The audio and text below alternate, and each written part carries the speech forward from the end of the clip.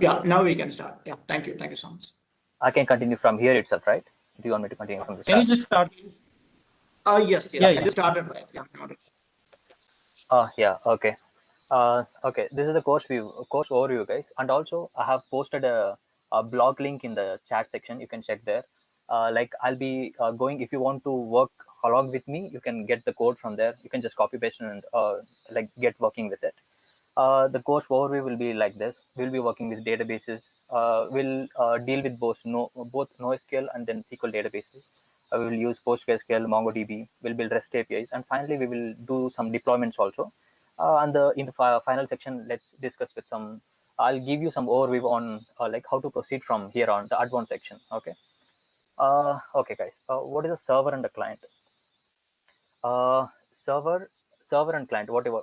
This When the network internet was born, uh, earlier people used to try to communicate for a short range, like in the local area itself. It would be wirely connected. Now with wireless connections, we are able to connect from one computer to another, like anywhere on this planet remotely. This With the growing power of internet, these web technologies are going, and the possibilities are limitless.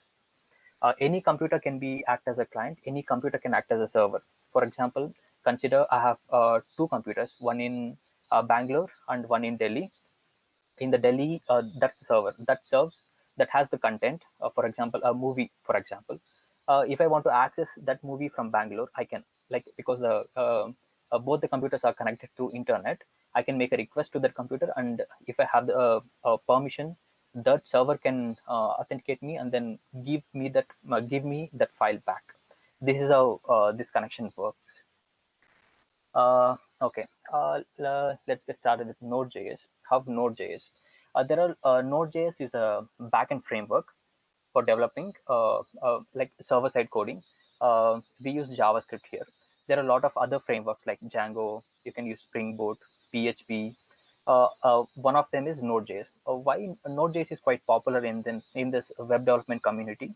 Because previously JavaScript was used only on the browser section or for front-end interactions.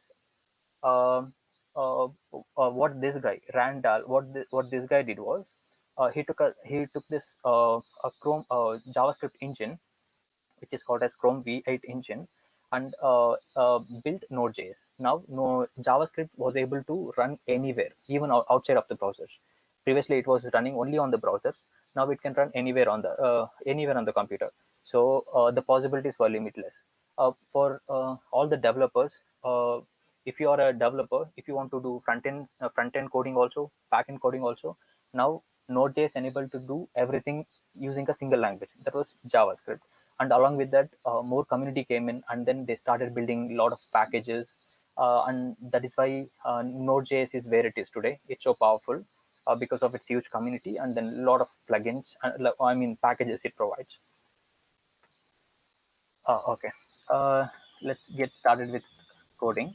Okay, I am using Ubuntu, so it won't be much different if you're using Windows or any other operating system. uh, I'll create by I'll start by making a directory. Okay, I have Node.js directory. I'll open this in editor, that is Visual Studio Code. You can use any editor, any editor of your choice. Okay. Okay. First, to start a JavaScript. Okay. Let me first start with Node REPL. There is something called as Node REPL. That is, if you just type Node, it'll open it. It'll open up this thing. You can do all these things, like what is 1+2. This is like even if you have you could have seen this in many other languages also, like Python, any other language. This is something interactive shell that Node provides. You can directly do the programming, all things here.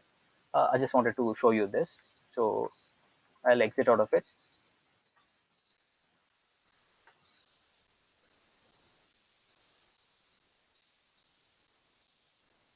Okay, I'll start with basics of Git.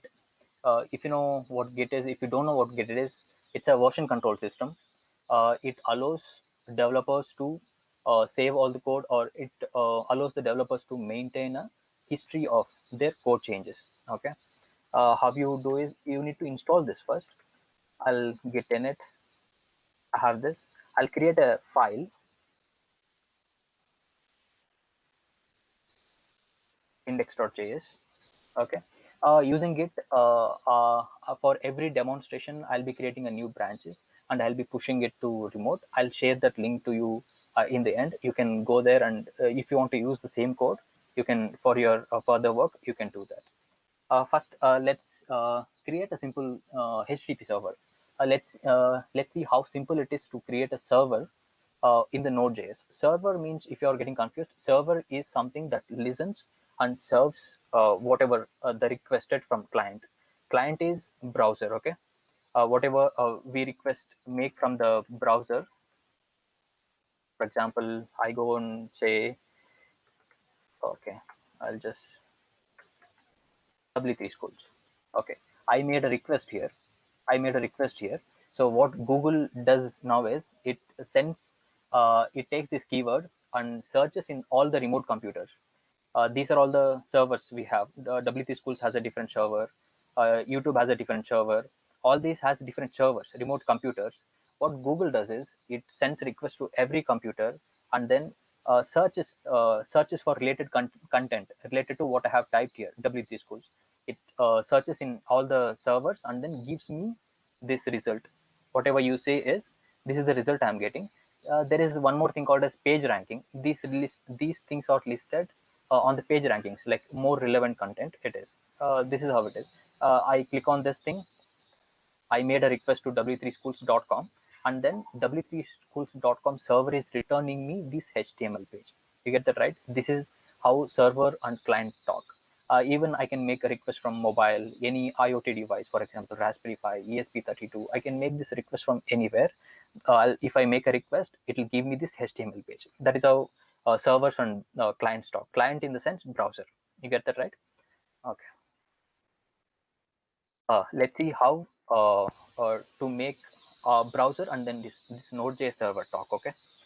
There are a few built-in modules that Node.js provides. I'll import one. One thing is HTTP.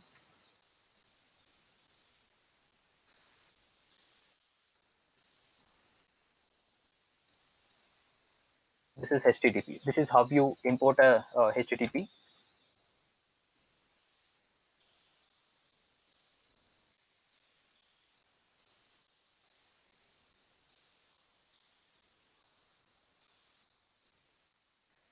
HTTP.create server is a method that HTTP module provides. You can create a server using this.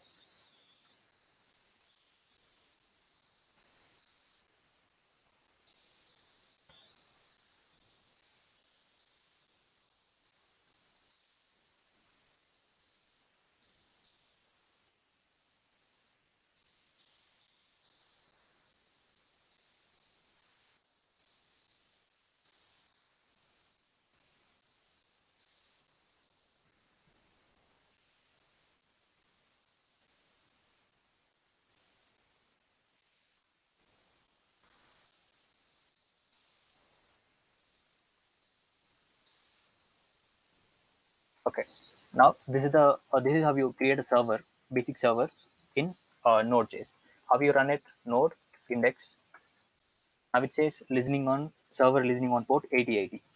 Port is one more thing. If you don't know what port is, every computer, whatever application have in my system, right? If it is connected, if it requires internet connection, it will be listening on a port number. Port numbers are like doorways to a house. If this server, okay, for example, uh, okay, I have a Skype application here. Skype application will be listening on one port number particularly. Another application, for example, WhatsApp, it will be listening on some other port number. If a remote message comes to Skype, it will be it will be sending, it will be coming through only that port number. Okay, you get that, right? The two application doesn't collide. Each application has its own port number. Okay, now the server is started. Let's go to the browser now. Localhost 8080. What do I get here? Okay, I'll enlarge the screen for you to see. Hello world. This is what you are sending. What is this localhost? I can do this also. 127.0.0.1. The same thing. This is localhost is a name for my local computer. If I'm trying to access anything which is in my local system, from my local system, I can use this IP. This is the IP. You can for your system it will be the same. This is local IP. Okay, I can use localhost or 127 and then followed by colon and then followed by port number. Okay, if I change port number, I'll have to provide that port number here. That will work the same. Okay, this is how you set up a basic server. For example, we are making a request to one particular route here. It's a concept. I'll explain you that later. I'm making a request here. It is serving whatever I'm giving here. For example, I'll change it to okay. If I make changes, I'll have to rerun the server. I'll make a request here. It changed. Okay. Now, this is how you set up a server using HTTP, which is a built-in module in Node.js. Let's see how to set up a server using Expressjs. Expressjs is a package like it's popular. Like if we create a server using just HTTP module, it will be complex. So we will be using Expressjs. Okay, let's see how to do that.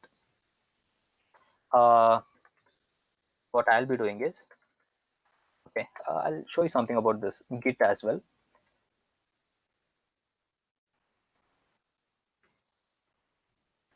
Okay, if you see here, git status is one command. It says one file is created and I have to add it. Git add dot add that to a stage. Now, if you see the status again, it says the file is added. Okay, it's in green. Now we can commit it.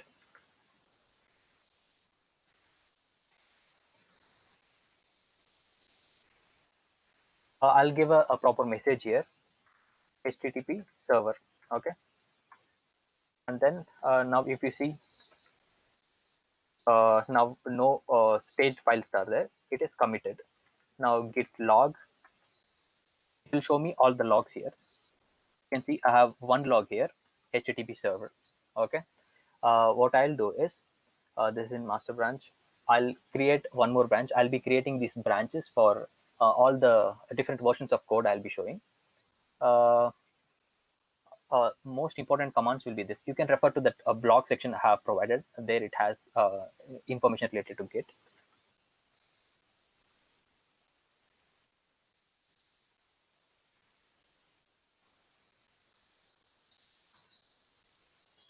Now if you see, I have changed it to a different branch from master to EJS. I'll be showing how to do EJS code here. Okay. First, for installing any packages, first what we need to do is uh, npm init. This is the command. This is how you start a node project. Okay, till now we were just running a JavaScript file that is like node.js in the sense. Now we will see how to install external third-party packages and work with them. Npm init, it asks for the package name. You can give anything you want or just hit enter. It will take it. Okay. Okay, now you see it created a package.json file. JSON is a format. JSON is a format like widely used format. This is for data transfer. We can use this in data transfer because this is human readable and machine readable. It just has a key and then a value, key value. This is how simple it is. That's why it is used. This is the main configuration file. If you delete this, all the project details will be lost. Now I'll install Express. Okay. How you do it? Git install Express. That's it. Okay. Oh no, npm install Express. Npm, what npm is? Npm stands for Node Package Manager. You might have seen pip for Python, Maven for Java, something like that. This is a package manager. it installs from a repository that npm provides. Okay, if you hit that express, it'll take that express package and install it to local. Okay, now we can see it added a dependencies key, and then it has object within that express is there, and what version I installed. All these details it provides. Okay, I'll go to express. I'll delete this file. I'll import express.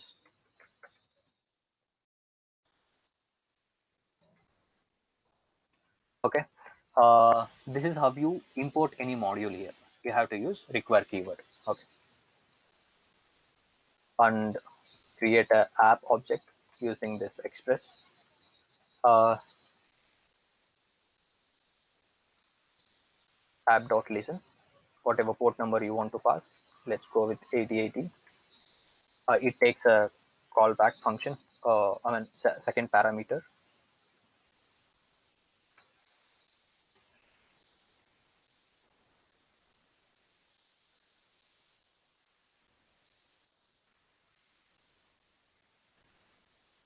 Now server will start, but we won't be able to, there are no routes for the server to listen to. Okay, what does server do? Server listens for request. Keep that in mind.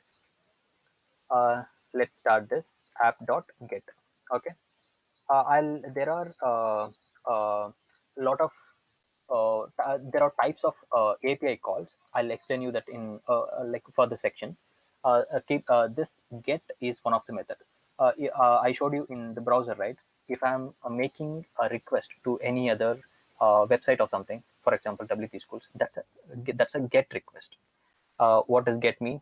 Get if I send a get request, that server returns the HTML file. I'm making a get request. I'm saying that get something for me to the browser. Okay, that is what get means. uh,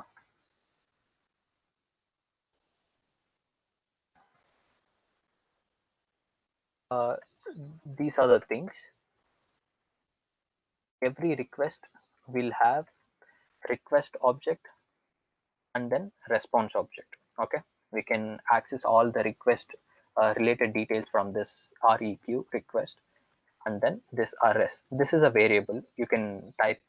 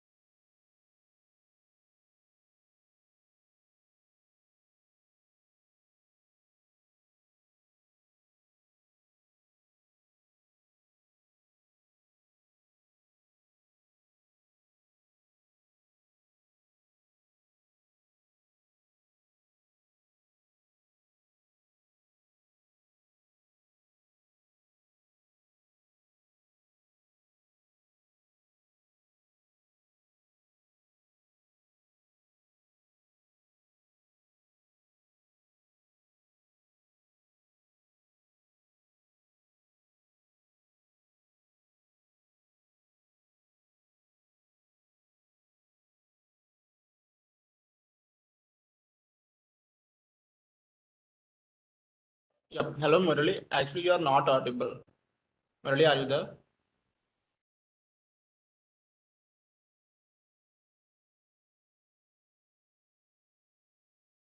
Hey guys, give me 1 minute. Let me try to call him.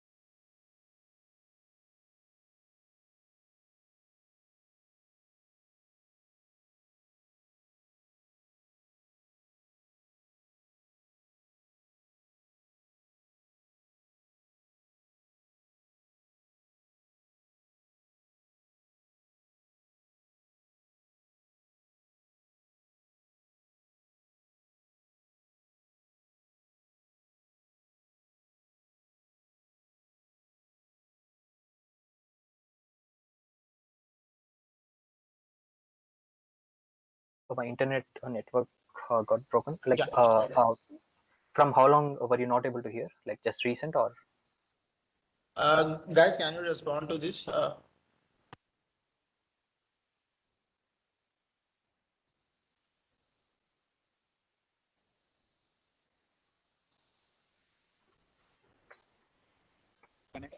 From past 3 minutes, I guess.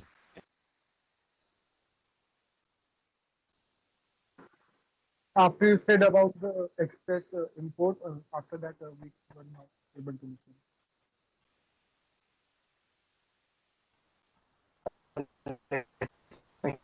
Share my screen, guys. Sorry for that.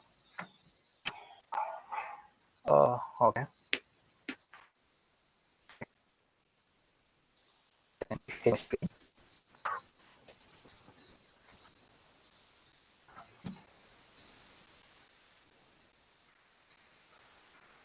Can you guys see my screen?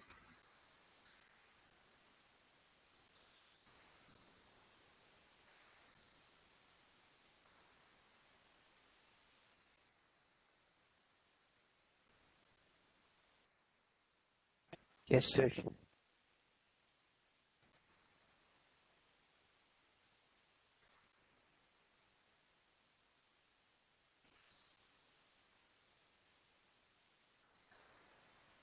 Uh, okay. Okay. This is what I have done. Okay, and then come here.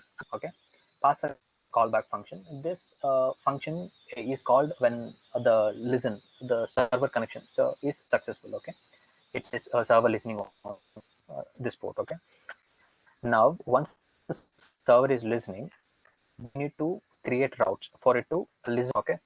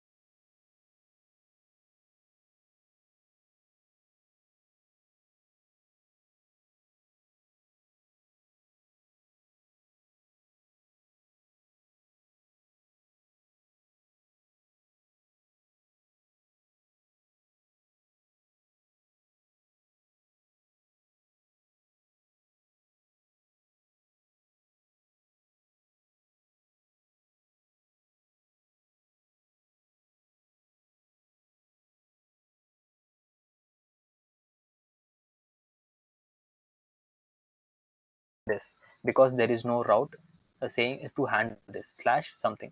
It says get. Okay, if you change it back to slash, it will give you the result. Okay, this is Expressjs home page. In the blog mentioned, I have all the links. You can just click it and it will open it.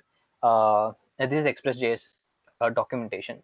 If you have any issues or any thing, if you want to refer, you can come here and then refer the Express documentation. Okay, this is the best place for you to learn about any new patch, like their documentation.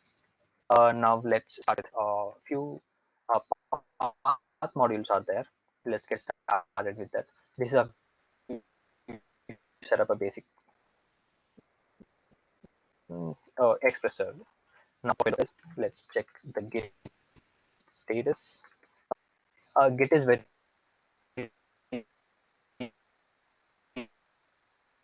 important, guys.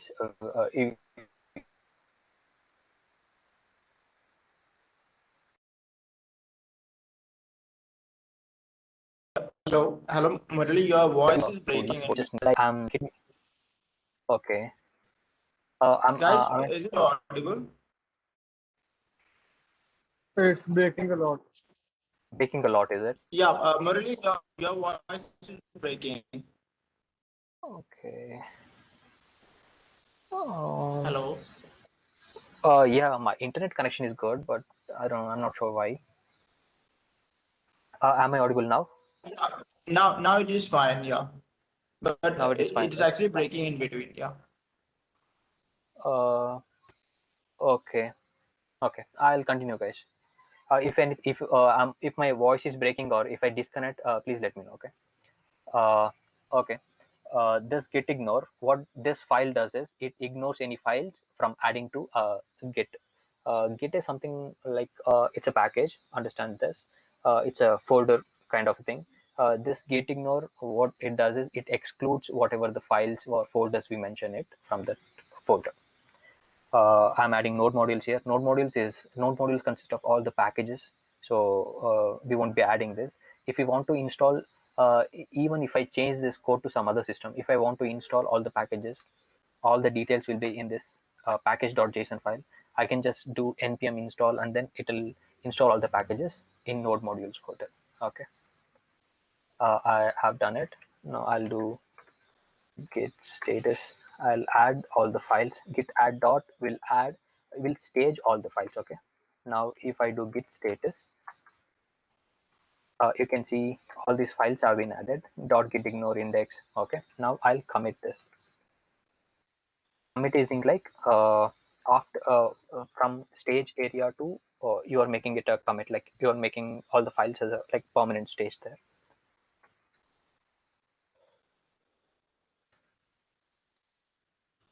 Expressjs server. Okay, now if you see git log, what git log does is it lists all the logs. You can see HTTP server and then Expressjs server. Okay, now I'll create a new branch.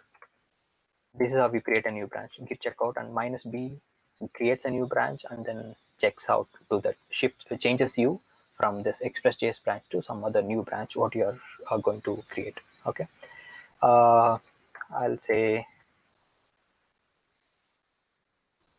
built-in modules. Okay, now if you see built-in modules came here. Now we are in this branch. Now I don't need these two files, let it be. What I'll do is I'll clear this file. Okay, two important, most important two inbuilt modules we'll be talking about. The one is path module and then one is what was the other one? Okay, these two modules we use like very much for adding the path and all. We will use 1 second, guys. Okay, we'll be using path module and then fs module. Path module gives all the path informations of whatever the files we have, and then it is helpful when reading from some other file, like we need a path, right? It provides a lot of other methods to get access to the path. Fs module is file system module. That module helps in reading and writing, appending, deleting files, all those things that helps with. Let's first start with path module. Have you imported the same? Require path. This is how you import it. Okay. Now we will see only few methods. It provides a lot of other methods also. We'll see only mostly used or which we will be using. One thing is path.join. I'll say I'll give some library some string. Okay, I'll separate it by comma. Now I'll log it. I'm taking the value into a variable, or we can directly log it also. I'll console log it. I'll say path. I'll do temp here. I'll run this file now. How do you run it? Say node index.js. Now it says some and something. It has joined these two things. I can pass a third variable also, the same thing. Some.txt, some file. You can do that also. Run the file, it'll append it. This is how path.join works. It joins like whatever the arguments you pass in. Okay, it helps when constructing a path. One more thing is, I'll comment these two. One more method we will see is path.resolve.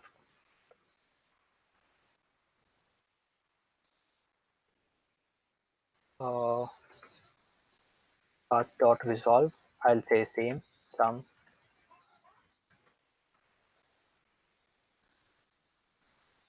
Okay, I'll log this.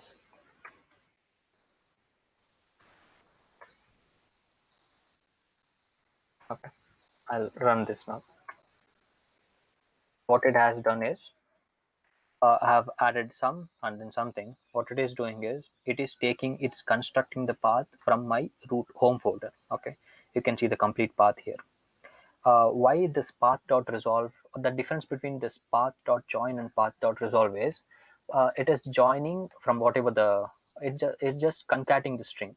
You can use this thing or just use some plus something, some dot text. It'll give the same result. But how resolve is beneficial is, it gives the absolute path. Okay, for example, till now it constructed it. This is where we are now. See, you can see this is the path, and then whatever the arguments we pass after that, it's appending to it. Okay, this is how path.resolve helps.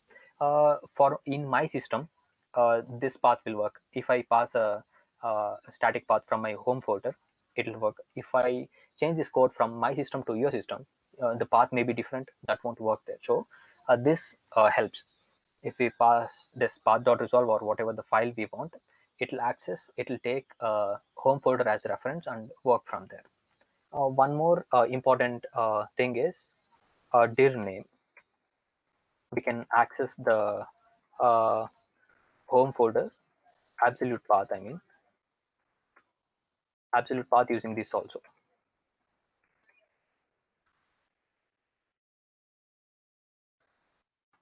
I'll comment and then I'm running this thing. You can see dir name is also giving the current path, current working directory I'm in. Okay, more like people use mostly dir name along with path.join. They'll pass dir name here, and then I'll show you. I'll uncomment it.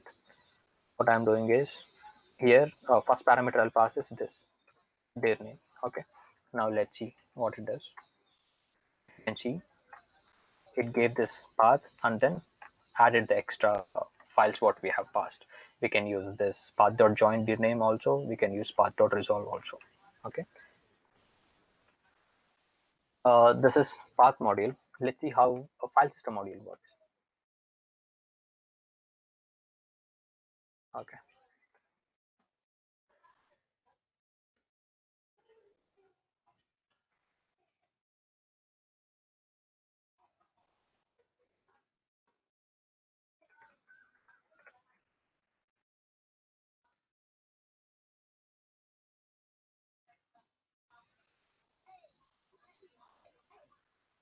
Okay. File system module helps in reading, writing file, appending data to it, deleting a file. All these things we can do it. We will see how to read from a file, write to a file, how to append the data, and then how to delete a file. Okay. First thing we'll say is read file.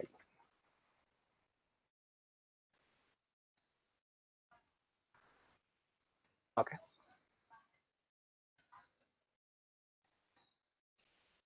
fs.read file. Pass the file name. I'll create a file there. s.txt. It gives a, we have to pass callback here. What callback is, we pass a function as the second parameter. Okay, that's what callback means. Within this callback, fs.read file passes two values. First will be error and next will be the file data. Okay, what we should do is first check for the error. If there is error, one more thing, guys, you can do this. You can add a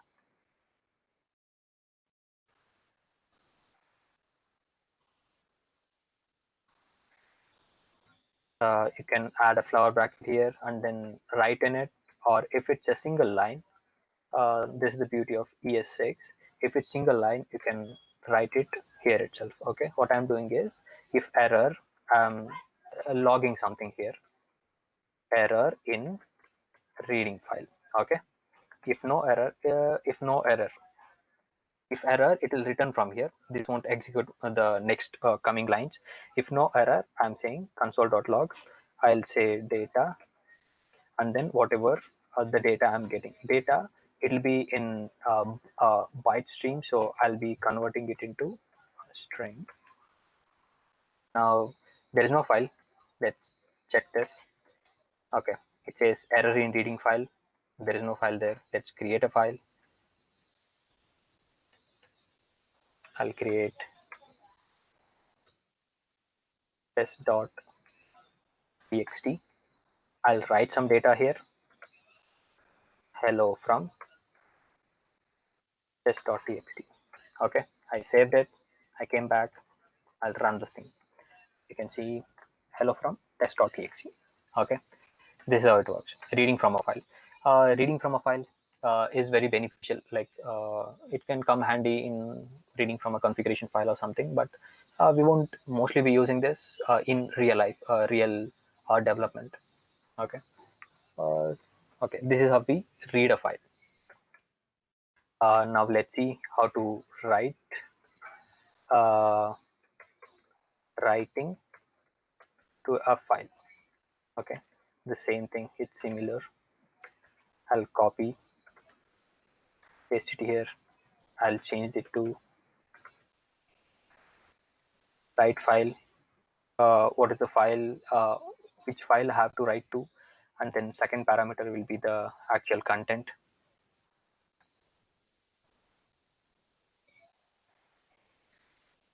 Okay, I'll pass hello from write file. I do this, and like we are not reading anything, so we won't be getting any data. We will just have error.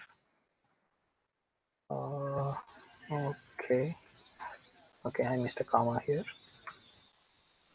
Okay, now what it is doing is write file. First we have to mention the file, or you can mention the complete path of it if it is in some different directory.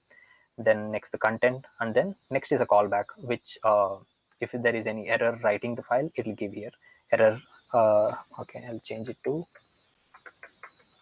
writing file. Okay, first let's delete the file.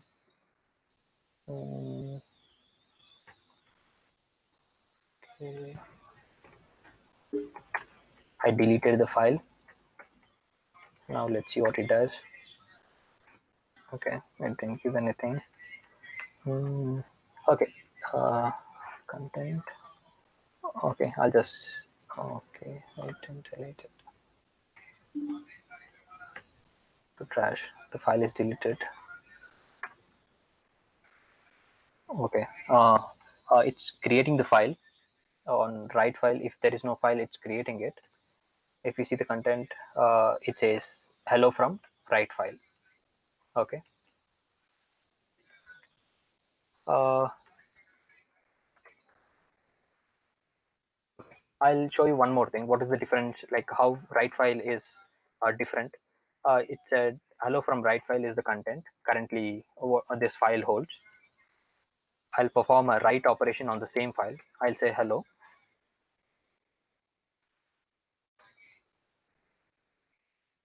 You can see the hello. Old content is gone. What it is doing is it's overwriting the file. That means, like, if you have some already existing information and you have to add data to it, you cannot do this. You cannot do using write file. What it will do is it will overwrite the content. there is another method to append data to it. Let's see how that works. Appending data to file.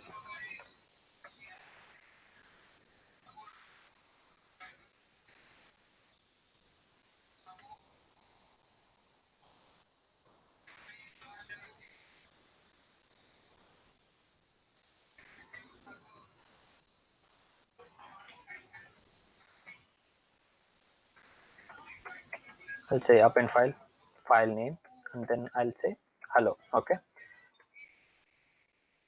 Okay, let's see this. Error in appending file. Let's say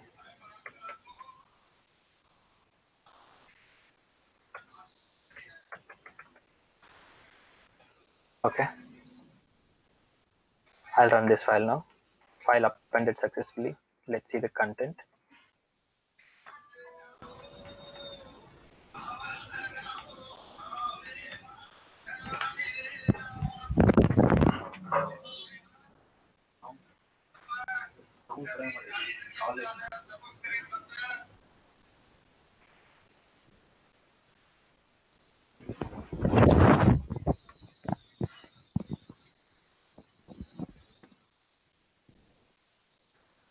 Okay.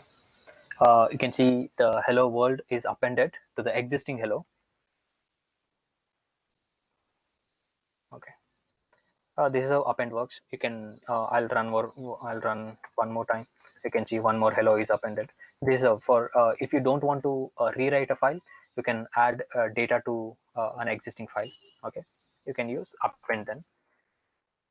One more final thing is to delete a file. Delete.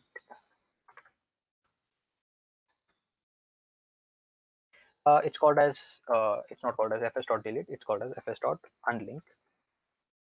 I can do this fs.unlink. You just pass whatever the file name, test.txt. It gives error. In a second, it takes a callback. It holds error, and then I'll copy paste the same thing.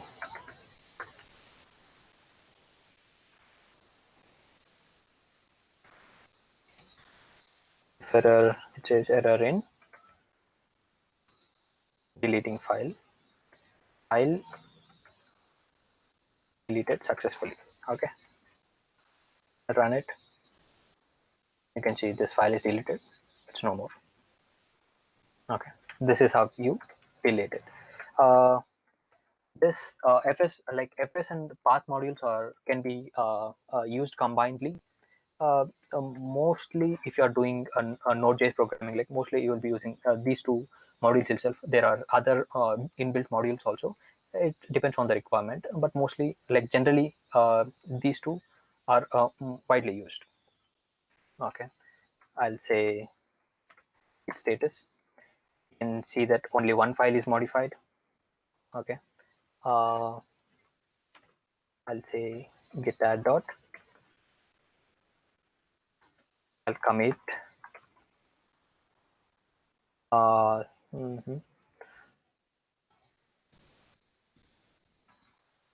Say fs and path modules. Okay, it is done. Now let's see next concepts. Okay, now we have seen built-in modules, all the requirements for a Node.js thing.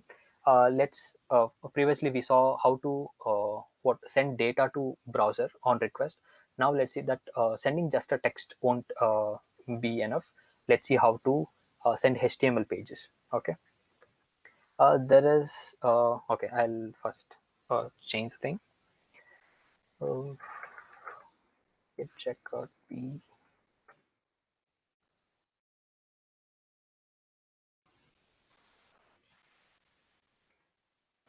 server. I'll call it as server-side rendering.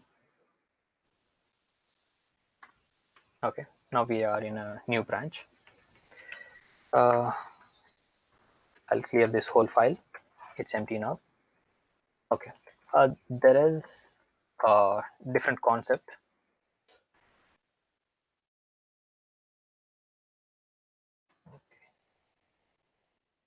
Okay, there is something called as server side rendering and then client side rendering. Whatever the request we are making here, the request goes to the server, and then the server constructs the HTML and it gives back. Server gives the HTML to us. That is called as server side rendering. Server side rendering. You can see backend construct the HTML. Okay, this is server and this is the client. Consider it, and this is server, this is client. Two cases. In server side rendering, server constructs the HTML and then gives it back to the client. Client in the sense browser. In client side rendering, what it does is browser makes a request to the client. I mean to the server. Server responds back with data, JSON data or XML data or any other form of data. Okay, JSON data in the sense you can have a data something like this. For example, a simple object. You can have like and then some other details like age, something like this. Okay, this is a JSON data.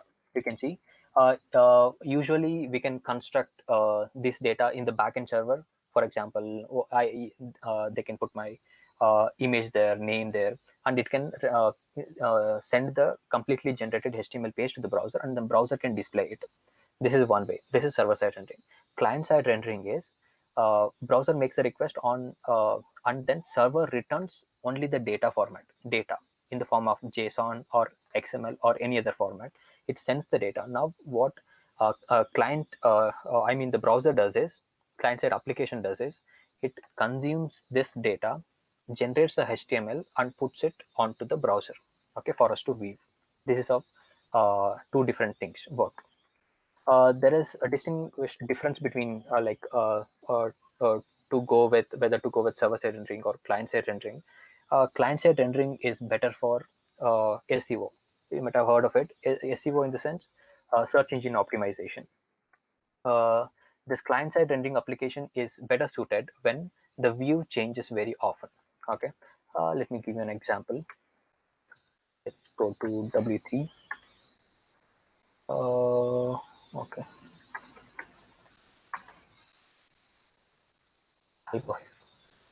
Okay, I previously told you about page ranking, right? I typed W3C and then W3C came here. Instead of some other website, this thing came here because of page ranking. I also explained how Google search works, Google or any other search works.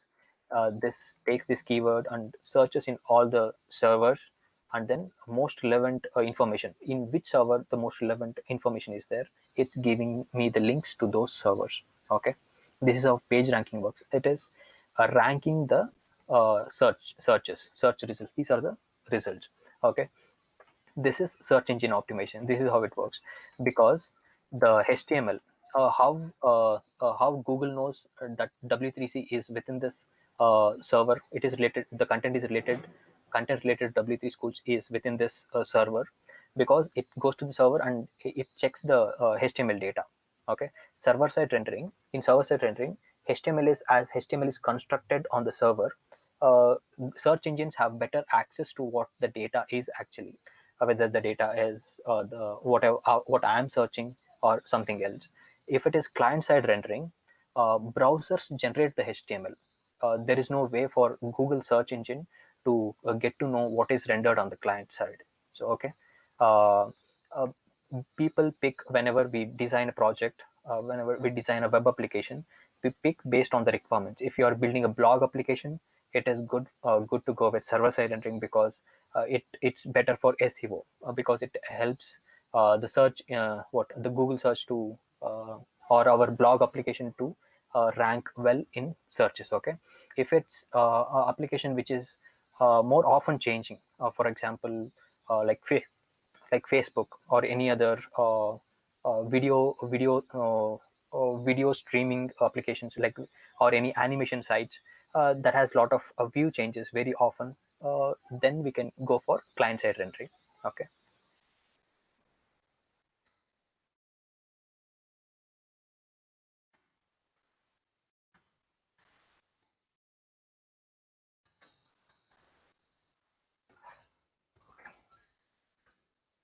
And now let's see how to render a file, render a HTML file, render content from a HTML file. We can do it in two ways. Just okay, let me show you. Instead of text, I can send the HTML part as well.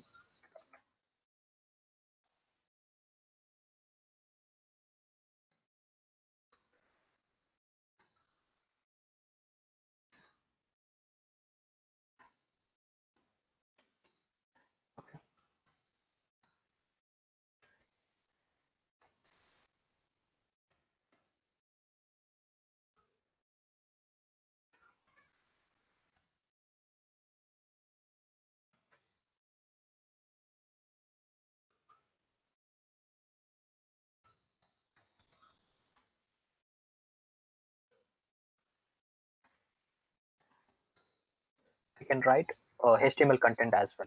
For example, let's take h1 tag.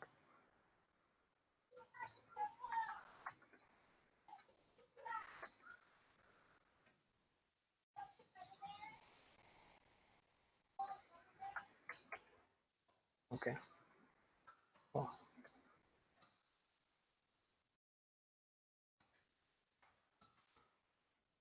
I'll make the server listen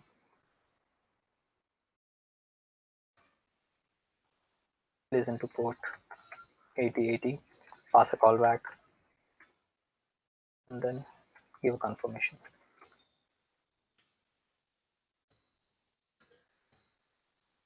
Port which is 80. Okay.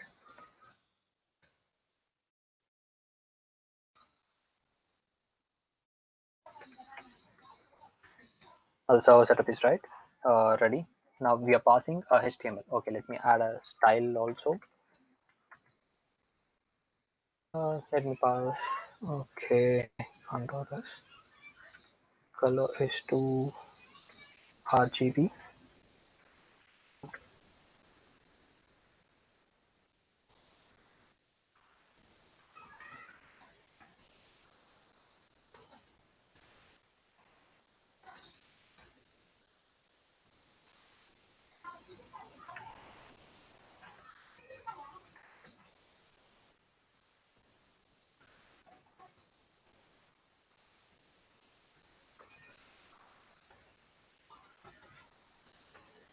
Okay, these are what do they call it? These things. Okay, backcodes. It's better for concatenation in JavaScript. For example, you can add actual code within this. I'll show you. Comment the whole part. CLG. If you have to add two strings, what you can do is hello. One is variable temp. It holds 35. I can add this thing here. It will log. Oh, what?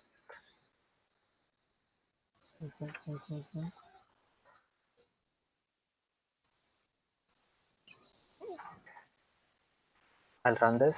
You can see hello and then 35. Okay. If I have to add more things, I can comma separated values. I can add it. One more thing you can do is you can use backticks space. You can add dollar symbol and then you can put temp here and then run this file. It will give the same result. You can also actually put JavaScript content here. For example, 1+2.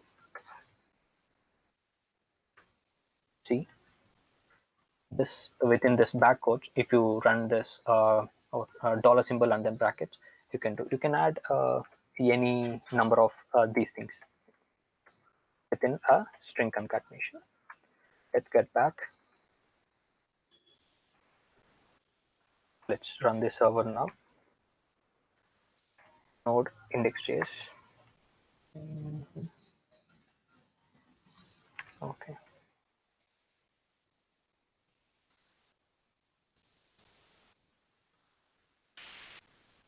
Run the server again. Just listening. I'll go back to the browser. make a request. You can see we got h1. This is how you see the actual content. This is, you see the actual h1 right here, h1 style hello world. Like this inspect element is very much useful, guys. You should get comfortable with it. You can do this also. Right click. If you go to inspect, it will open this up. There is shortcut, Control Shift I. It will open the inspect tab. Important things are elements and then network. We will see about this network when we are working on data exchange between server and client. But for now, for analyzing the HTML to see the what is the HTML content, we can use this elements here. You can do that in any website, or like whatever you see in browser, any content, that is all made up of HTML, CSS and JavaScript, only three. Nothing else works on browsers. You can see all the actual content here. Okay, you can pinpoint is also pinpoint a particular object using this. Click on it, you can pinpoint it. You can see this is the content behind this button. Okay, let's go back. This is we rendered what HTML content just from here. This won't be enough. Let's see how to render from an actual HTML file. Okay, for rendering HTML file, we will use a template engine called as EJS. We need to install it first. Let's install it. How you install it? npm install EJS. You can type the full word install, or just say npm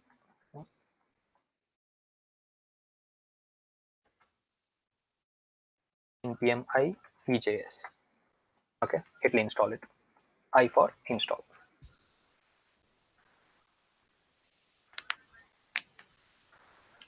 Okay, it is installed now. Let's import it. Const EJS is equal to same require EJS. Now what we have to do is we have to set the Weave engine. This is how we do it. App.set Weave engine. Let me explain what Weave engine is in a second. This is Weave engine. Now we can use a method given by EJS for rendering a HTML file. Test.render, we can pass index.EJS. Okay, this file is not yet created. We will see how to create that. I'll create a HTML file here, index.html. Okay, no, index. Here we cannot render this HTML content here. We should make it EJS. EJS is the extension of EJS package. We don't really need it here, but we need to set EJS as the Weave engine. There are a lot of other templating engines. What templating engine does is it lets us inject data into HTML. We are going to see how that works in future. But for now, understand this. Weave engines are it lets us inject data picked from database and then put it into HTML and then construct the HTML and give it back to the browser. Okay, we just need to mention what template engine we are using to express. Okay. Okay, let's create sample content here. Okay, we generated a sample content.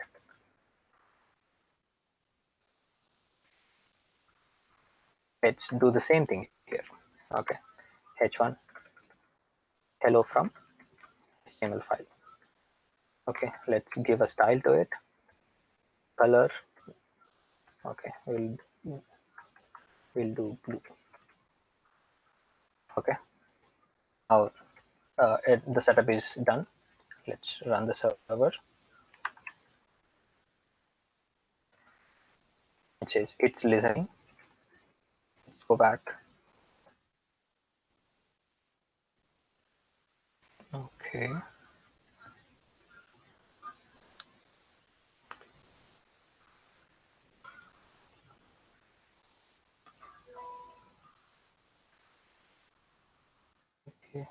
is okay. For EJs to work, we need to put it into a folder.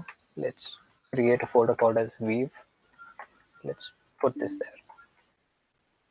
Let's move it. This weave is a folder. What EJS does is EJS looks for HTML contents within a view folder. We can set a different folder also using app.set views, but like this is the default structure. Views, under views we can put all the HTML there. We will break the server for canceling or breaking the flow. Control C breaks the running execution, and then run again. Come to the browser. And what happened?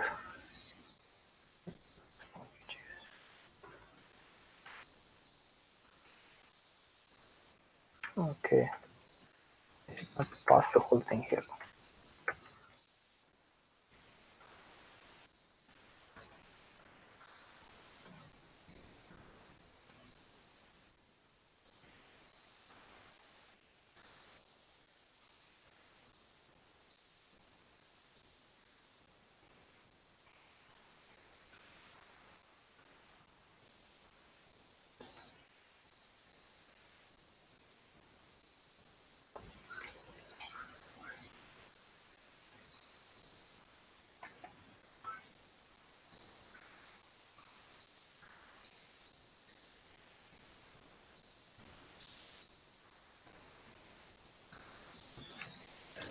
Sir, I think the folder name should be changed to views instead of view.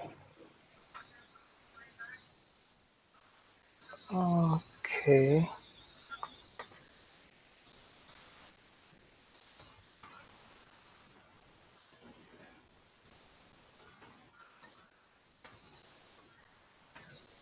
Okay. It should be views. You can change that by using app.set. I can do app.set views, and then you have to pass the relative path to it. You can use dir name or path.join or path.resolve. I'll use dir name. Then add the path to it. For example, let's make it pages. Okay. It says pages now. App.set views. Let's run and see. Let's make a request. Now it says you can see it's taking here failed to look up view index. This is what it is searching for in the directory NodeJs and then pages, because there is no folder called pages. I'll rename this thing now pages. Okay, now pages holds index. Let's break this, rerun it. It worked. Okay, let it be default. Rename pages. I'll comment this file. You can use it for reference. Now, what we have done is we have rendered content from a HTML file, but we need whenever, like for example, consider the site, basic static site. We will need CSS, images, videos, JavaScript to add interactivity. We will be needing all those things, but there is nothing mentioned here. We can add a script tag and then write JavaScript here, add a style tag and do it here. But we like for larger applications, we can't do it in a single file. So we will need a way to serve these CSS files from like folder. Okay, let's see how to do that.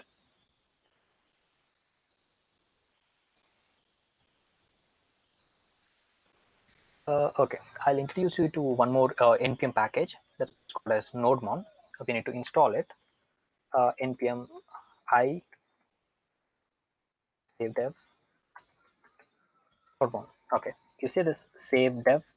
If you come to package.json, you see dependencies. These are the dependencies required, essential for the whole application to perform itself. Okay, these dev dependencies are required only while development. I'll install this. Observe this file. you can see it added a dev dependency. It says Nodemon here. What is this Nodemon? We can see the difference here. If we have to change any content here, we will have to restart the server. What this Nodemon does is it watches for the file changes and restart the server automatically. This will help very much while development. How to run this is Nodemon index.js. Same thing. Instead of node, run Nodemon. It says it's watching for JS, all these file formats. You can configure it in package.json. Refer to the documentation if you have any specific cases. You can refer it. And this is currently watching out for JavaScript file changes. I'll save this file. It says it restarted the server. Okay, I'll show you it in action. You can see hello from HTML file. I'll change content here. Let's see hello from Nodemon. Okay. Now it's not watching for .ejs file types, so it won't restart the server. I'll put it here. You can see hello from Nodemon. Okay, it's simple. Okay, let's see how to serve CSS or JavaScript or any other images or any other files. How to do that? Server does not give out any files automatically. Like if I ask for some other file, for example, package.json here, I cannot access here /package.json. I cannot do that, but it won't. Server won't send the files to the client because these are server specific files. It won't give out that easily. We need to specify what files are allowed to serve. Okay, we will do that by saying it. We need to set a what public folder, that means which contains all the static files in the sense all the CSS, JavaScript, everything. app.here express.static, and then you need to do name of the folder. It's generally public. Okay, that's it. Now we can construct everything. Create a folder called as public. Okay, within this. This is a standard practice. You can put anything within this folder and then import it in HTML files, but it's a standard practice to split it based on the types of files. CSS is split, and then I'll make it as media public, one more file for JavaScript. Okay, in CSS folder, let's create a file called as index.css. In JavaScript, I'll create a file called as index.js. Okay, we can write all the CSS, all the JavaScript here. Within media, I'll add a file here. Okay, index.css, index.js.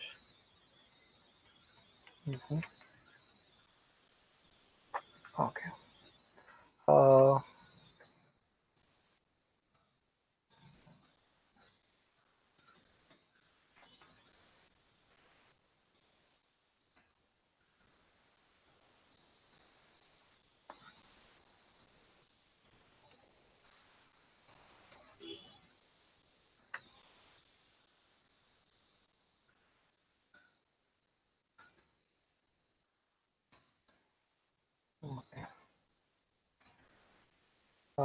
Now I'll add an image here. 1 second, let me add that.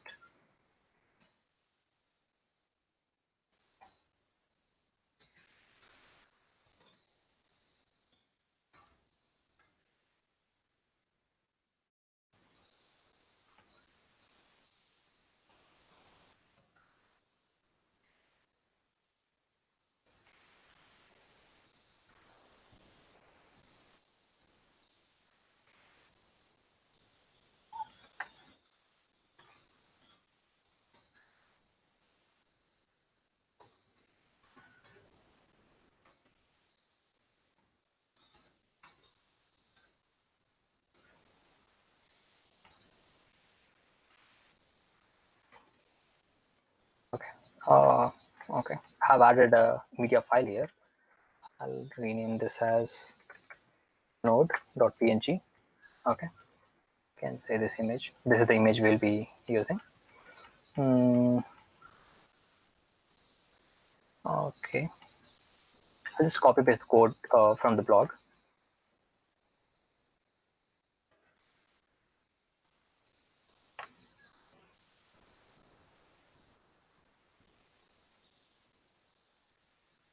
Okay, this is what we'll be doing.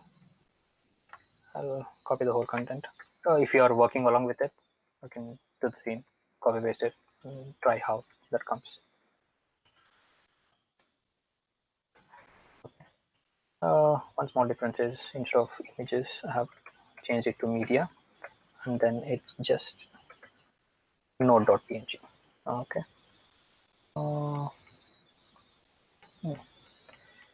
Okay, rest of things are same. I'll add the HTML and CSS contents as well.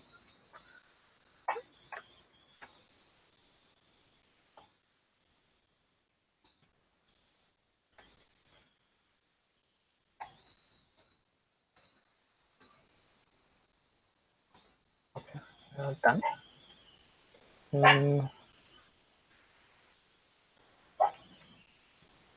Okay, let's see how this thing comes up. We'll go to there, make a request. You can see the things came. Let's see the files.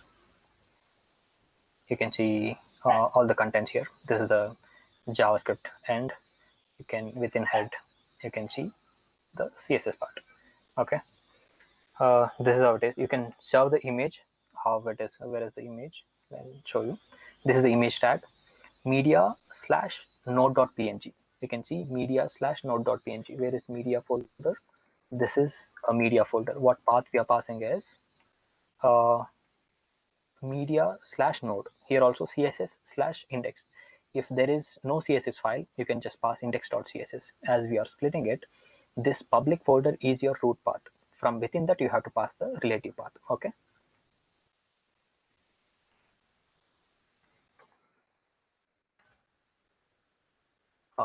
Okay. This is how it is. Let's see what the logs are coming. Okay. I'm able to increment it. This is using JavaScript. On button click, it's listening for button clicks and it's incrementing the values.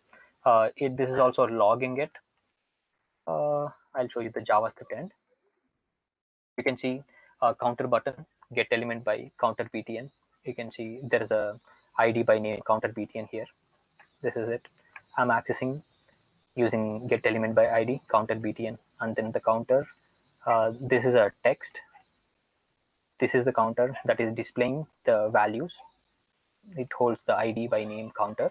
I'm accessing these two things, and then for adding any listeners, for example, button click, hover click, you can add a lot of event listeners. If you need any like further details on this, go refer. Like WC Schools is a better place for reading all the JavaScript and then HTML basics. Okay, counter button. This is the we got the reference to it. Counter button dot add event listener. We are listening on click event, and then we are passing a callback to it. What it is doing is it is logging things. Console.log. This log is not executed on the server end. You can see, right? It's not coming here, but it is coming on the browser, incrementing count on one. How it is happening is it's serving all the JavaScript files, CSS files to the browser. On interactivity, this JavaScript file is running on the browser. You get that, right? You can see the split, right?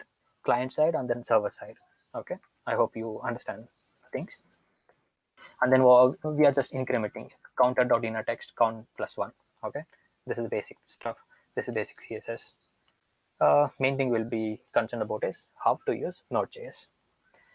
This is how you can serve media files, HTML, CSS, anything. Okay.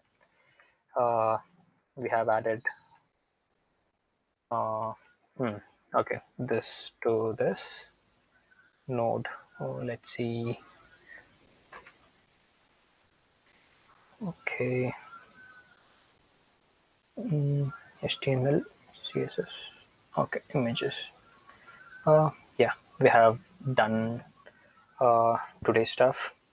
Okay. If you have okay, there is still time. If you have any questions, you can ask. And also, like, I'll mention this thing. if you are interested, you can do your homework. Just create a static website, like a portfolio kind of a thing, wherein you can display your image and then show your academic details here. Okay, image and then academic details. That will be a good learning experience for you. Can learn how to set up a server, how to use EJS to render file, how to add this public static files, how to send static files to the client. You'll get a better understanding of whatever we have done today. Okay. If you have any questions, you can come and ask. Okay.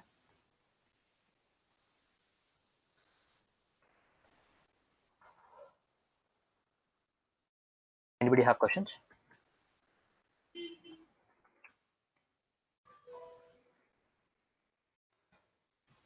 Okay. If you want to work with it, I have added everything, like the outputs, what inputs to field. Like this is more detailed. You can refer to this and work in your home after the session also. I have added next day's contents as well.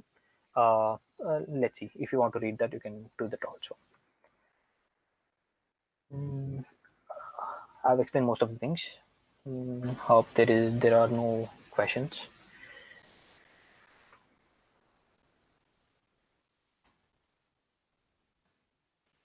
Okay.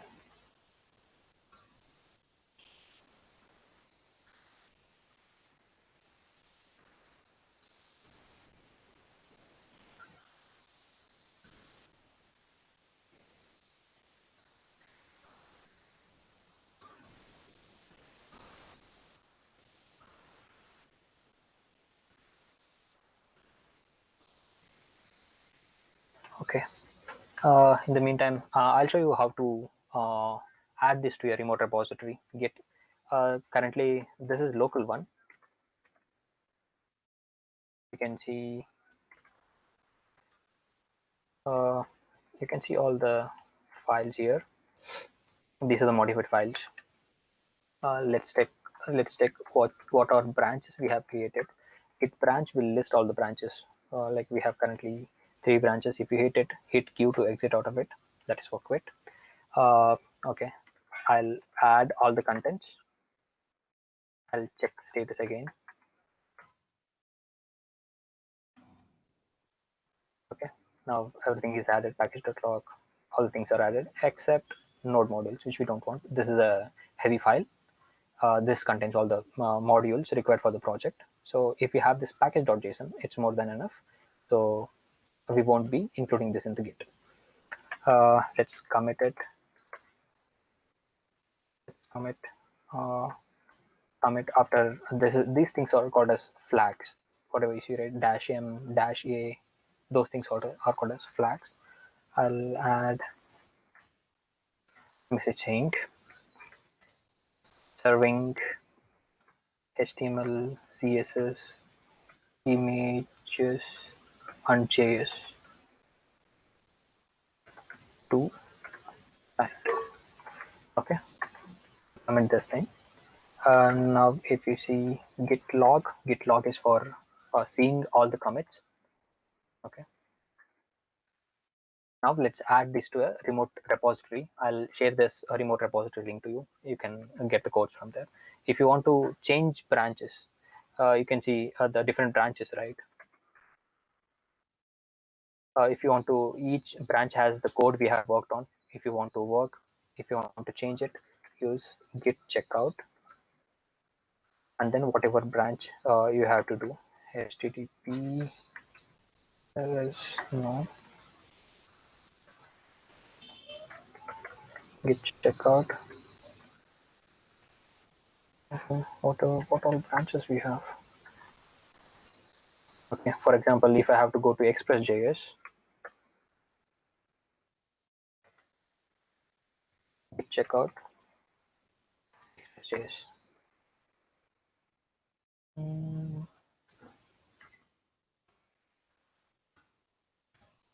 It is Expressjs only.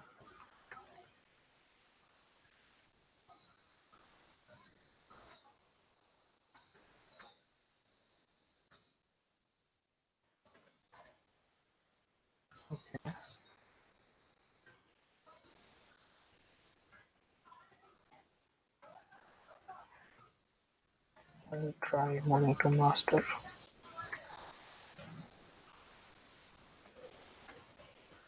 Okay, you can see we switch to master. This is how we do it. Git checkout, whatever the branch you want to move to.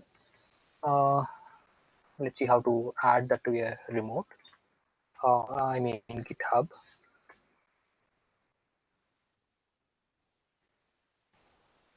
You go to GitHub, create a new repository. Let's name it NodeJs training. We will add all the 3 days things here. Next day also. Let's add to the same thing. Let's create branches and work with it. This will be a public. Just go create. These are the options. If you have not worked with GitHub, login, give a proper name, and then you can add a description to it. Make it private or public. If it is public, if it is private, it will be visible only to you. If it's public, anybody can access. Okay. Create repository. It will create a repository. Okay, repository in the sense, like for the people who are not familiar with GitHub, let me explain this. Repository is like it's a holder where you can put all your codes there. There is something called as open sourcing. What is open sourcing is, for example, any application. For example, I'll go to GitHub. Again, I'll go to home page.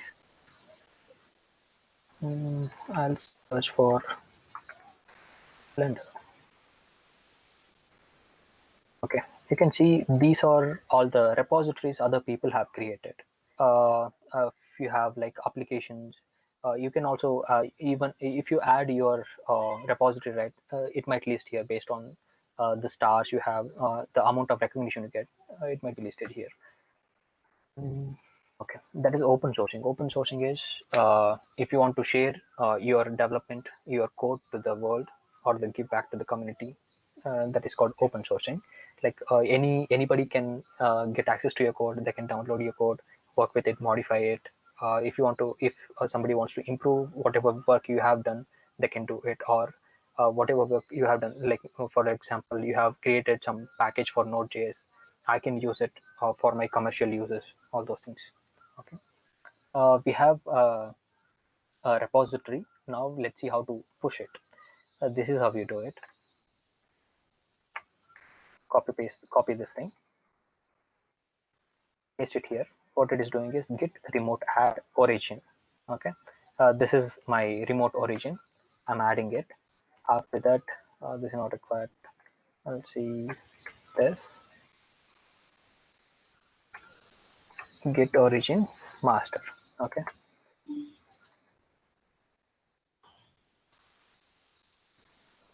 Okay. What is this?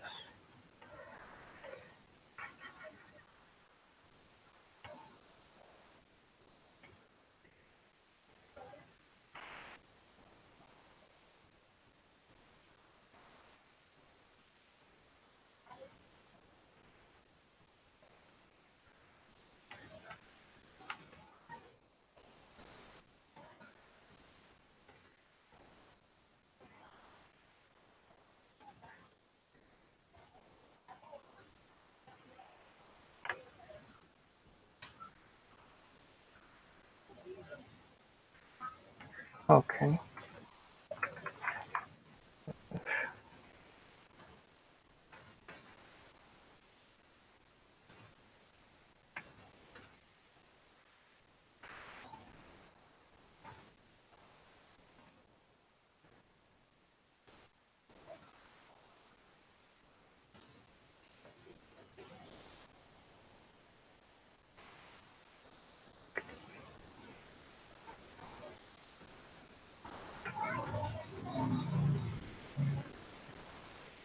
Okay, it's some package I have that's conflicting with this. But this is how you add the thing. Like you can follow once you create the repository, right? You can create your own repository and check how to push the things. Okay, I'll share this thing later on.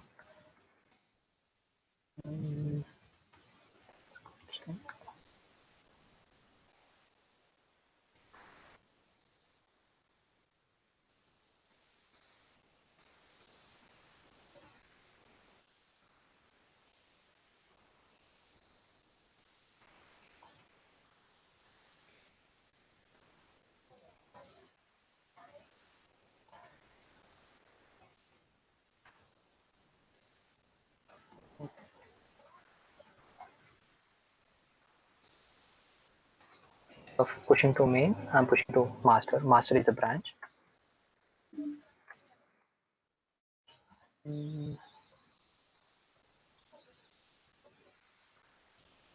Okay.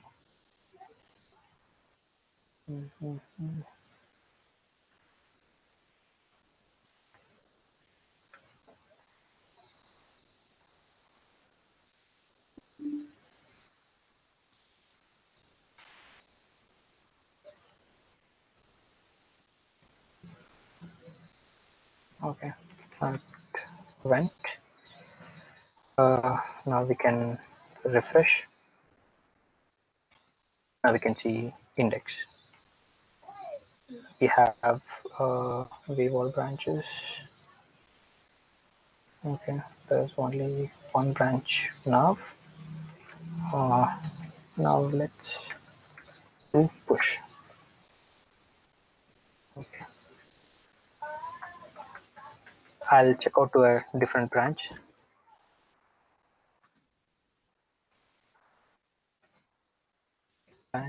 I'll go to X. Okay, I have a mistake here. That's why it was not working. Expressjs. Git checkout. Okay, I have come here. Now I can do git push. Like we have to, each branch is a different entity. It doesn't conflict with other branches. So if you are pushing it, you cannot do it in one go.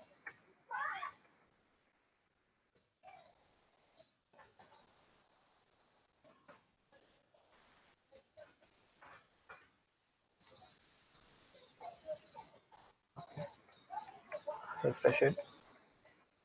You can see this. It keeps a log of it.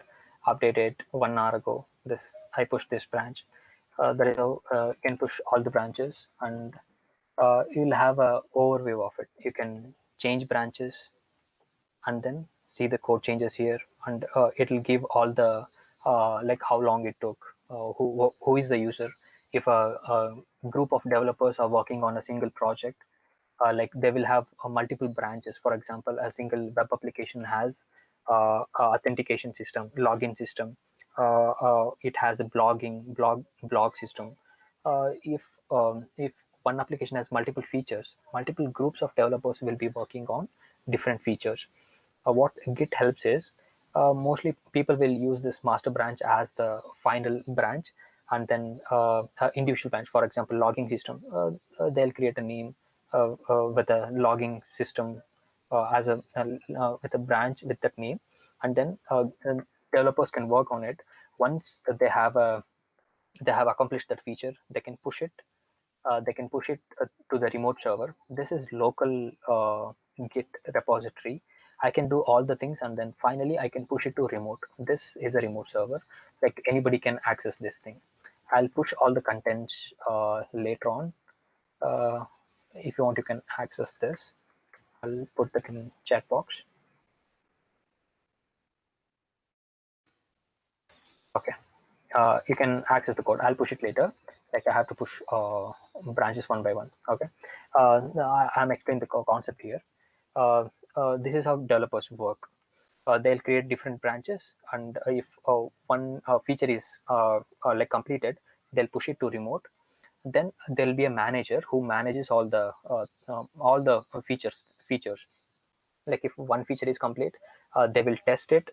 If that feature is not breaking the existing code, and then they will merge the branch. There is something called as merging the branch. Here you can see branches are independent. These branches are independent of each other. Once one feature is completed within a one branch, they can push the changes, whatever the code changes they have done in this branch, to the master branch. You can do that using git merge command. Two branches will go there. If there are no code conflicts, it will merge the branch, and then the new codes will be changed to added to this master branch. Okay, this is how it works. Once that feature is added, they will release the new versions for public to use. Okay, this is how Git works. This is very much beneficial if you're aiming like you should start familiarizing yourself with Git. You can find all the you'll find a lot of reference for how to use Git in YouTube or any other websites. Okay. And one more thing I would like to point is this one. I inspect any browser. I'm using some other browser, like if you're using Firefox or Chrome, it doesn't matter. Every browser will have this. Try learning how to use this element. This is very much useful for if you're doing front-end development. This is very much useful for like inspecting the DOM elements. This is called as DOM. Then this network tab is very much useful in analyzing all the information or all the talking that is happening between a server and a client. I'll make a request. These are all the data exchanges that's happening. Okay, here only few things happened here. Data exchange, you can see the CSS file, this image, JavaScript file. Okay, this is the data exchange. It happened in our server. Here to render this page, all these things are sent from the server to the client. You can see the font files are there, a few images are there, CSS files, all these things. Like you can go to any website and then inspect it. I guess.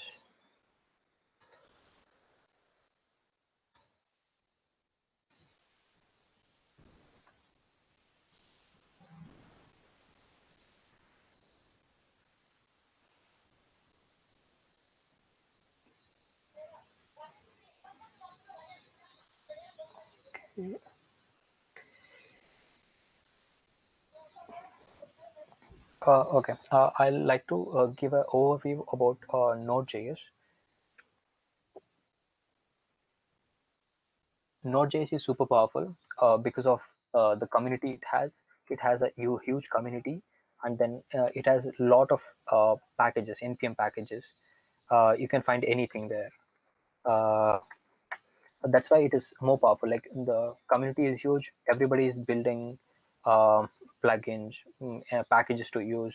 So like if you want to build an authentication system, you have a package for it. Just include it and use it.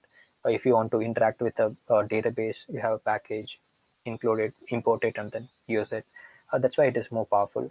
It is new. It is like it was developed in 2009. It's recent, but it's not that mature yet, like compared to Django, Spring Boot. It's not that mature. Like if you have to build REST APIs, it is not that powerful yet. But like it's very easy to quickly prototype or quickly develop something in this. It is growing up with the community. It has a huge scope. Uh, that I would like to say. It's lot of it's more powerful. So if you're opting Node.js as your main backend thing, you can start going with it. Okay. Okay. Let's brush up what we did today. First, okay. We checked about what is a server, what is a client, the relationship between them, how data transfer happens, and these things, and then okay, setting up a basic server using HTTP, which is a built-in module of Node.js, and then setting up a server using Expressjs, which is a third-party package. It's an npm package for Node.js. You could see how easy it was to set up the server using Expressjs. It is simple, and as we go, like tomorrow, we will see how to do data exchange between a server and a browser, how to read data, how to send data. We will see the power of EJS. What is EJS? Like, what is the templating engine actually? How to inject data into HTML, render it, and put it to the client. We will see that tomorrow. And then we saw how to send files like static images, static files to the browser. You can it's not limited to images. Like I have just shown you image. You can send svg, you can add videos, anything. HTML5 is also very powerful. Like a recent upgradation, you get all the tags for rendering 3D objects to video player, audio player. You get everything there. Just refer on all the HTML tags. You'll get everything in W3 schools. And just if you're not that good with JavaScript, what I'm using this arrow mark syntax, these are our ES6 syntax. Like these are very clean and then very neat to read. That's why I'm using this. You can just replace this with function. You can do this also. But this is I prefer this way. Like it looks neat and then simple. Just like brush up if you're not that comfortable with JavaScript. That brush up basic JavaScript. This JavaScript is different. Like I'm scripting things, but the JavaScript you run on client, which is different. It interacts with all the DOM elements. This is more DOM specific. We don't use DOM manipulations on the server. Okay, brush up on that thing. Yeah, HTML and JavaScript, that would do. Okay. Yeah. Thanks for listening to the session, guys. Hope to see you tomorrow. And then I asked you to do a static page with the image, and then fill in your educational details, and then try using this Git. Like if you like it won't take much time, like 30 to 40 minutes. If you do it, it'll refresh, and then you won't forget the things. You won't forget the concepts. And Node.js is easy to learn. It doesn't take much time. There are a few more concepts which we will cover in the days to come. Okay, this brushing up will make you clear on the concepts what we have learned today.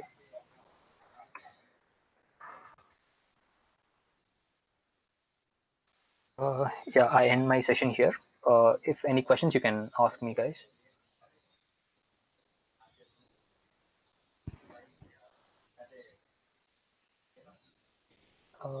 No questions, I guess.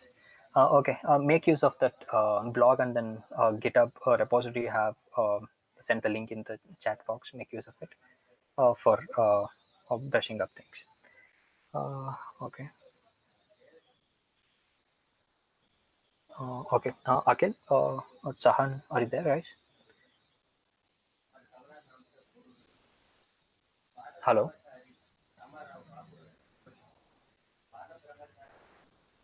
Hello.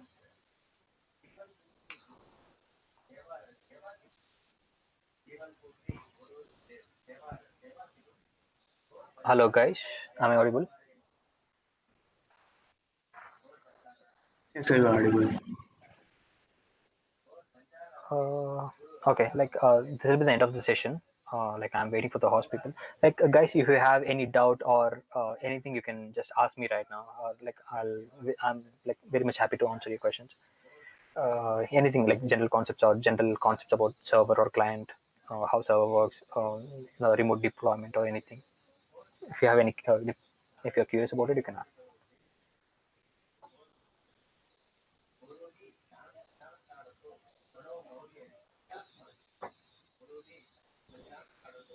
Sir, in the counter example, Yeah.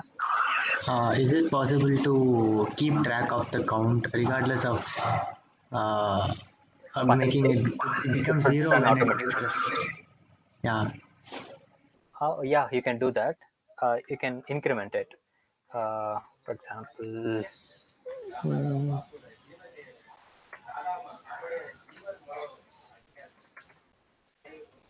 branch, we did that in get queue, git checkout, whatever, server, site rendering. Okay, this is the thing we did right. Public, I can go to JS. This JS is there. Here, instead of listening to the click event, I can just increment it based on time events. Okay, let this be. There is something called as set interval. Okay, let's see.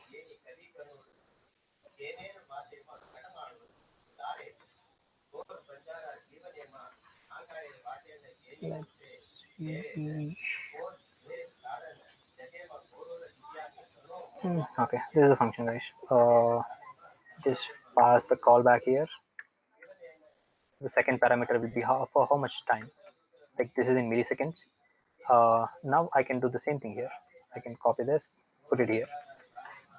Okay. Now this updation will run every second. Okay, every second it will increment this value, and now it won't wait for this add event listener. Okay, let's see. Start Nodemon index run. This is auto implementing.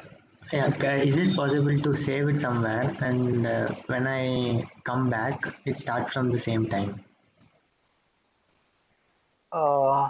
Okay, come back in the sense close the window. Yeah, when it refresh, it starts again from 0, sir. Yes. So instead of starting it from 0. Okay. There are local storages. You can refer that. I'll put it in the chat box. It's called as local storage. It's as it sounds. You can store local. You can. Okay, I'll show. This local storage. This is okay. You can store values in the local storage and then retrieve it using JavaScript and then start from that time on. This is how it works. Local storage dot set item something key value pair. This is how you set it. You can do this like while incrementing. You can keep writing the values to your local storage. Then when this ends, this JavaScript won't render, but each site will have a site settings. You can see 1 second. Not. You can see here. This has site settings. It will have storage, site storage. No usage data is there. If I am storing anything locally using that local storage, the data will be here. You can use that. For example, consider if it is 9900 now, it will be stored in that local storage. Close the window, and then whenever you are opening, you should write it in JavaScript. First, you should get the value from the local storage and then pass it as the initial value instead of 0. Pass it as the initial value and then increment from there on. You got that right? You can do that. Yes, sir. Anybody else has any questions, guys?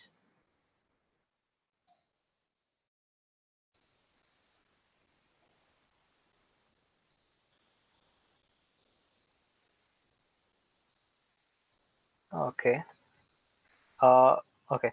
If anybody is if anybody has questions and like anybody is shy or something like that, don't be like you're here to learn. If you have any questions, you can come forward. Like nobody is seeing a face or anything. Nobody will get to know who is asking the question. You can ask. I'm very much happy to answer your questions.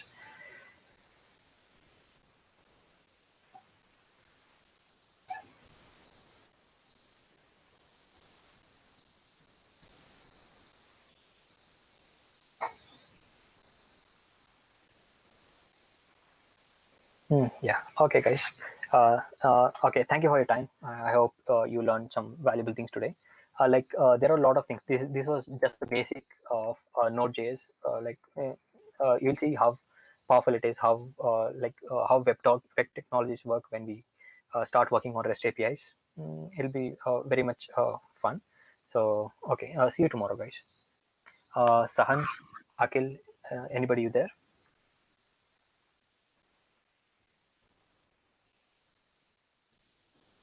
Sahan?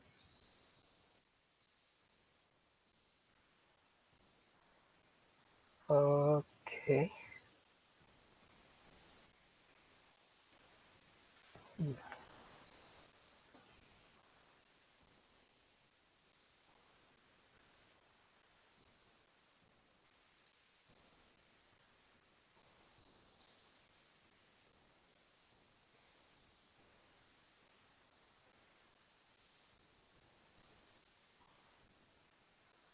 Okay. I thought I was sharing the screen. I forgot to share the screen. Like the final, I think I didn't. Okay.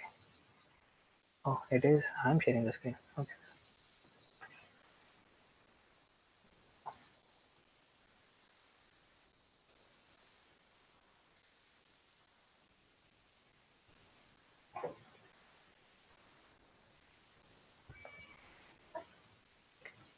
Okay, guys.